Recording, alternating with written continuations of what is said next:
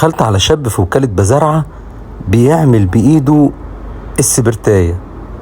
أنا أول مرة أشوف السبرتاية بتتعمل يدوي قدامكم زي ما انتم شايفين، وده غطا السبرتاية اللي هو شغال فيه دلوقتي. محمد شاب محترم، وهو قليل الكلام جدا وكان رافض جدا ان انا اصوره، بس انا ألحيت عليه عشان لازم الناس تشوف الراجل المحترم الشقيان اللي بيطلع تحف فنية زي ما انتم شايفينها كده.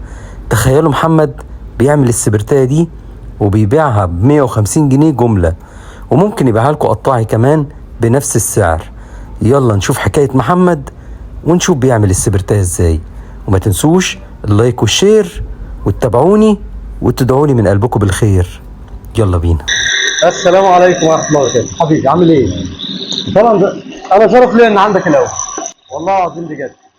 الحرف اليدويه في مصر مليانه، وبالذات هنا في منطقه الحسين وباب الشعريه والدرب الاحمر، ما شاء الله ناس مشهوره جدا بالحرف اليدويه. بس الاول عرفني بنفسك. انا محمد. محمد بتعمل ايه يا محمد بقى؟ انا بعمل سبرتاية كلها. بس انت دلوقتي شغال في الغطا. نوري الناس الغطا.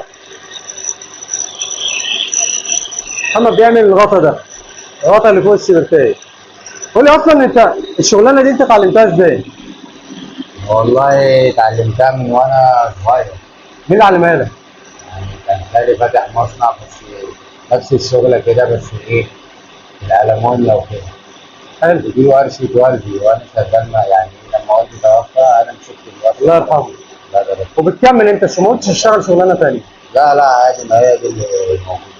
ربنا يبارك في عمرك. تعمل السبرتايه كلها، يعني انت بيجي لك حته النحاس بتشكلها وتقفل السبرتايه. بالظبط. يعني انت بتعمل الغطا دلوقتي. بعمل كده. قول لي ايه اللي بقى الصعوبات اللي في الشغلانه؟ والله ما دام ما انت متعلمها من غير صعوبات خالص. بس الخامات زادت، زياده الخامات طبعا اثرت على بقى اللي مؤثره على الشغل على كل الناس، على البيع، ومؤثره على الكلام ده. من سنتين مثلا الخامه كانت ب 160 جنيه، النهارده بقى 1100 جنيه. ربنا يوسع عليك. الله يبارك. مفيش حد بيتعلم، انت واقف لوحدك هنا. والله بيبقى معايا صنايعي تاني على المكنه دي، بس ما جاش لسه يعني. المكنه دي بتاعت ايه؟ نفس بتعمل كل حاجه زي برضه. بس انا بتعمل يعني دي بتعمل حاجه ودي بتكمل. تمام. انت بتعمل دلوقتي بتعمل حاجه ثانيه. انت لازم عشان تعمل ده لازم تركب له قطعه معينه عشان تعمل الغطا ده. مقاس طبعا. المقاس بتاع الغطا. المقاس بتاعها بالسنتي، يعني دي 5 سم مثلا. ما ينفعش تبقى 6 ولا 4، هي 5 تتعمل 5. معروفه اللي هي الطفايه اللي هي بتطفي، ولازم كله نحاس. لازم من اول. انت ما بتشتغلش حاجه ثانيه غير نحاس؟ لا. بس في ناس عملتها خامات ثانيه؟ بس الومنيا اهو. في ناس عملتها ستانلس والومنيا بس هي النحاس الاصلي طبعا. السيكول طبعا هي النحاس الاصلي. بتاخد قد ايه وقت عشان تطلع سبرتايه كامله؟ يعني طفايتها بحاجتها كلها تاخد مثلا بتاع 3 دقايق. 3 دقايق تطلع سبرتايه. الله اكبر عليك، ده انت راجل محترم. ربنا يبارك فيك. فرجني بقى على الشغل. حبيبي ربنا يبارك في عمرك. طب قول لي، انت اللي عايز يجي يشتري السبرتايه ينفع يشتري من عندك هنا؟ اشتري من عندي. طب وقف المكنه وقول رقم تليفونك عشان صوت المكنه هيطلع جامد عليك. يا ريت كنت قلت لك من الاول، بس ماشي. رقم تليفوني هيكون 0 الاول. بس ممكن الناس تيجي تشتري هنا السبرتايه جاهزه من عندك هنا من قلب الورشه.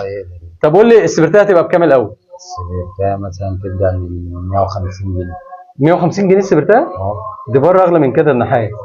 طبعا ما شاء الله. عشان بقى دي اللي هو يعني جمله المكان اللي بيصنع. طب قول لي رقم تليفونك يا محمد. 0100 3645 616. اللي عايز يشتري السبرتايه بالسعر اللي قال محمد اهو بيظبط لكم الدنيا كلها نحاس 100%. صح؟ حبيبي محمد، شرفت بيك يا حبيبي.